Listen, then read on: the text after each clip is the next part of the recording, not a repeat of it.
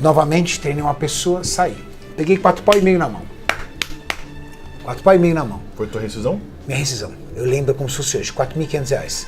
Foi com R$4.500 que eu montei a minha primeira loja de suplemento.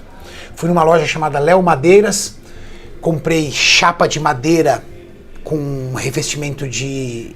chapa de MDF com revestimento de fórmica. Já estava na sua vida há muito tempo, viu? Hã? Já estava na sua vida há muito tempo. Léo Madeiras. Foi buscar minha madeira. Foi buscar meu tronco.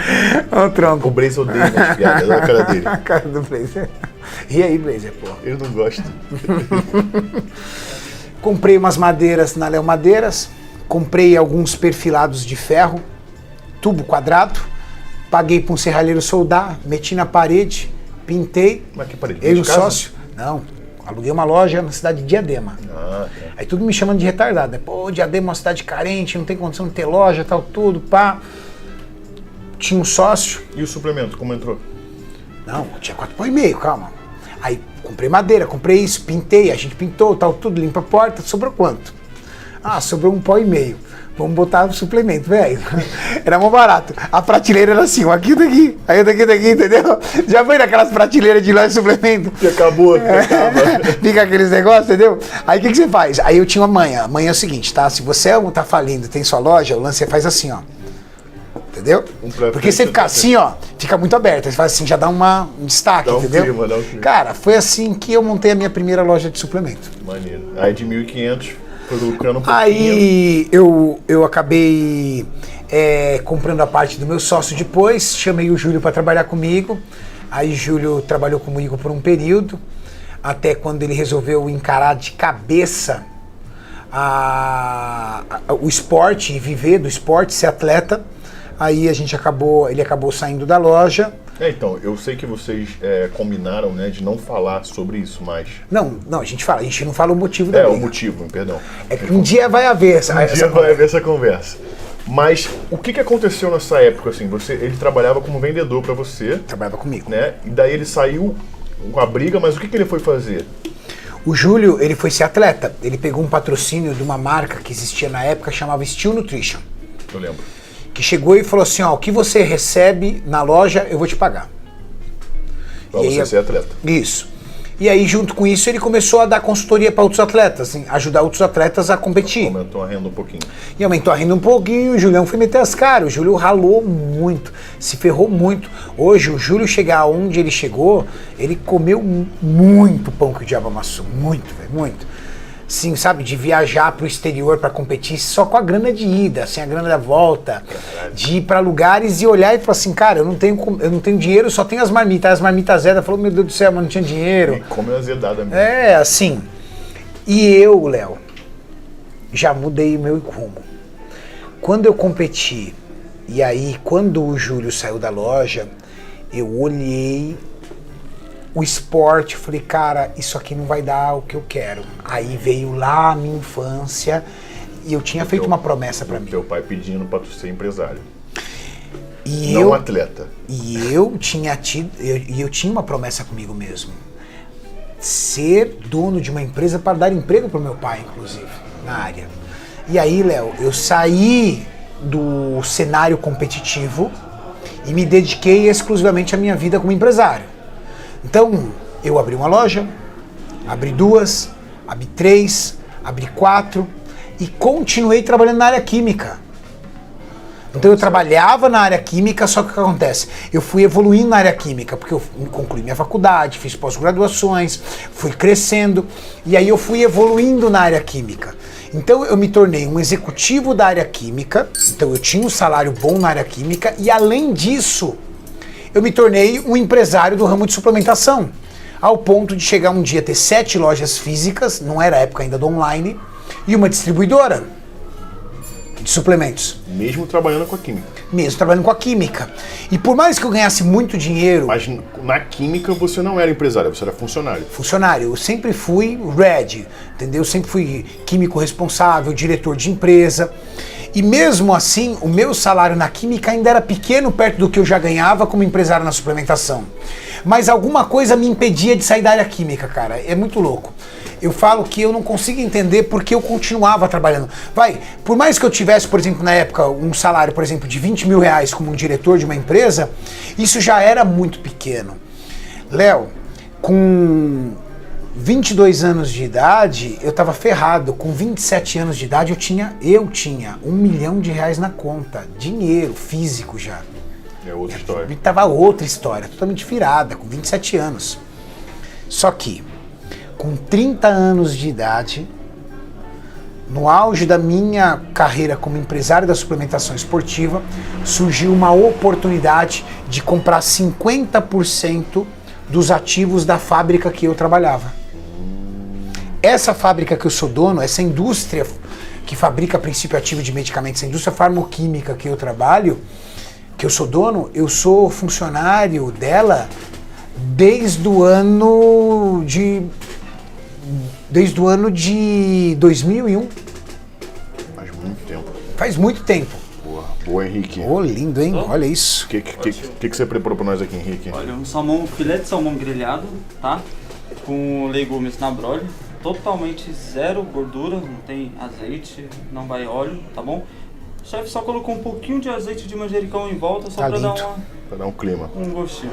E tá? isso aqui é o quê? Rúcula. Você gosta de rúcula? Adoro. Gosta? Então come. Que romântico. Safado. Muito bom. Esse daqui é um molhinho, tá? Vinagrete, o nome do molho. Tá bom. Certo? Molinho vinagrete? Maravilha. Isso. Vamos Muito que bom, vamos. viu? Aproveita. Tava com fome, Karine? Muita. Léo, eu... com 30 anos de idade, no ano de 2008, surgiu a oportunidade de comprar 50% dos ativos da fábrica. E você tinha esse dinheiro? Foi mais engraçado, foi isso. Por quê?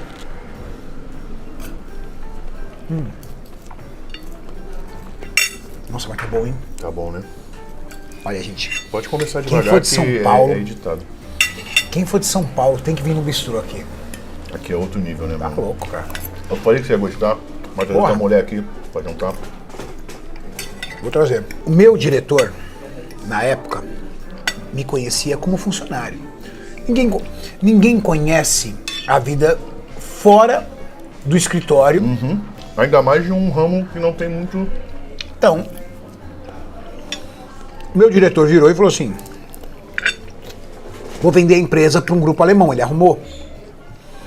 Minha sócia, então sócia dele, virou e falou assim: Renato, ela tinha amizade comigo, você tem condições de comprar a parte dele?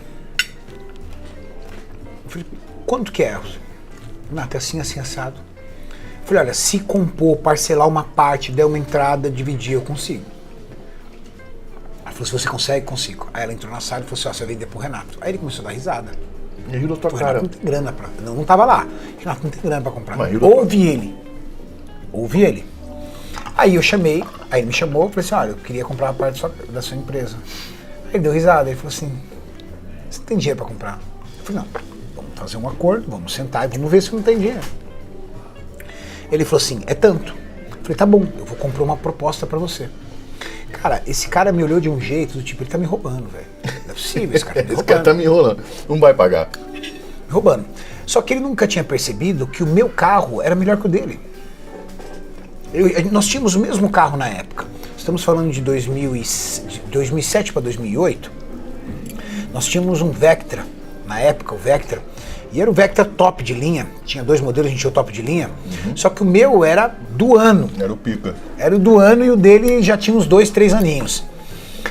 E aí eu voltei com a proposta, entreguei a proposta para ele. Aí ele falou assim: não, eu vou vender pro grupo alemão lá, porque Vai pagar à vista. vai pagar à vista, melhor para mim. Legal. Só que quando ele fundou a empresa em 1981 com a minha sócia, eles colocaram uma cláusula no contrato social que você só pode vender a sua parte para alguém que a outra parte remanescente concorde. Aí ela falou assim: não vai vender. Travou a venda. Aí ela virou e falou assim: você tem duas chances. Você entra na justiça contra mim e a gente leva isso, ou você vende para o Renato. Então, muito do que eu tenho e sou hoje, eu devo a minha sogra. Essa mulher gosta muito de você. Muito. Porque ela preferiu você do que o cara que ela abriu a empresa com ela. Exatamente. As pessoas acham que ela é minha mãe. Quando eu vou visitá-la no condomínio dela, eu entro na portaria... Ele fala, vou na minha mãe. Eles acham, acabou. Porque ela também tem idade para ser minha mãe. Eu tenho 45, ela tem 70. Ela fez 70 anos esse ano. E é uma pessoa incrível, cara. Até hoje. É uma das grandes inspirações para mim, tá? Uma das pessoas que me formou profissionalmente falando. E eu comprei parte da fábrica. Mas a partir daí... Só que para eu comprar essa parte da fábrica, eu tive que vender a distribuidora, vender uma parte das lojas... Se capitalizar primeiro. Vender uma parte das lojas. Foi uma decisão. Cara, e aí você descobre que a tua vida, a vida de um executivo de uma empresa, a vida de um empresário é assumir risco. Sim, é risco o tempo inteiro. Eu tava numa zona de conforto muito grande. Eu tava voando na minha área, tava com 7 lojas físicas, tava com uma puta distribuidora, tava bem pra caramba. Eu resolvi desistir de tudo isso, vender parte, outras partes, abrir mão, vender isso para investir. Tudo bem, eu trabalhava lá com a empresa, eu sabia da saúde da empresa, mas era outra coisa. Eu meti todo o meu dinheiro lá. Então pensa um cara que tinha grana pra caramba, pra minha idade, eu tinha 30 anos de idade, bem pra caramba, tava voando. Pra falar a verdade, eu tinha 32 anos, porque o ano era 2008. 32 anos, tava voando bem pra caramba, tava tudo. Vendi todos os meus carros, eu tinha uns 3 carros, vendi todos os meus carros, fiquei com um Corsa na época. Vendi todos os meus carros, vendi parte das minhas lojas, vendi a distribuidora, peguei todo o dinheiro que eu tinha capitalizado, toda a grana que eu tinha guardado e enfiei tudo numa fábrica. Enfiei tudo numa fábrica. Então, a vida de um empresário é assumir riscos. Cara, foi a melhor coisa que eu fiz na minha vida, velho. Por quê? Porque eu multipliquei o faturamento da fábrica por 10. Nós hoje temos um pátio de 7.500 metros em Diadema, sede própria, e eu estou terminando de construir um pátio de 21 mil metros quadrados no interior. Um galpão gigantesco. Exatamente. Então, eu acertei na minha decisão. Agora, se eu tivesse errado, eu tinha ido pra merda, velho. Porque eu tinha perdido as minhas lojas, tinha perdido a distribuidora, teria investido numa fábrica, teria dado errado e eu não teria nada. Então a vida é assumir riscos. Quando você assume riscos, mas trabalha para minimizar risco, porque eu trabalhei feito um retardado, velho. Hoje, eu chego na fábrica 10 horas da manhã, 9h30, saio da fábrica 3 horas da tarde para ir trabalhar, gravar. Só delega a função. E vou ali, entendeu? Administrando, trabalhando. Antigamente, eu chegava 7 horas da manhã, saía 10 horas da noite. Todo dia. Até levantar o trem, cara. Todo dia, um grande desgosto pra mim. Eu não consegui mostrar a conquista pro meu pai.